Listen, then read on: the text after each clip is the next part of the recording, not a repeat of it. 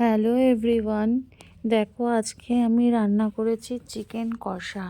Chicken কষাটা করেছি জল ছাড়াই পুরোটাই, আর তার মধ্যে আলু দিইনি। করেছি চিকেন কষা, আদা রসুনের পেস্ট দিয়েছি, আদা রসুন বাটা দিয়েছি, পেস্ট বলছি সরি। তারপর তার সাথে লঙ্কা গুঁড়ো, ধনে গুঁড়ো, জিরে গুঁড়ো আর কাশ্মীরি লঙ্কা গুঁড়ো দিয়েছি। আর যেরকম নুন, হলুদ, মিষ্টি তো দিতেই হয়, ওটা তো কম্পালসারি, ওইটা দিয়ে করেছি। দেখো জল ছাড়া চিকেনটা। তো চিকেনের সাথে এইটা তুমি মানে যে কোনো কিছুর সাথে খেতে তোমার ভালো লাগবে, নয় রুটি, পরোটা বা ফ্রাইড রাইসের সাথেও খুব ভালো লাগবে চিকেন কষা। আর তার সাথে করেছি ফ্রাইড রাইস করে নিয়েছি আজকে।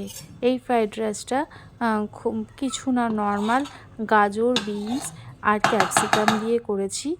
আর যেরকম নুন, মিষ্টি আর নামানোর সময় একটুখানি দিয়েছি, গোলমরিচের গুঁড়ো দিয়েছি, এই দিয়ে নর্মালি করেছি। খুব ভালো টেস্টি হয়েছে।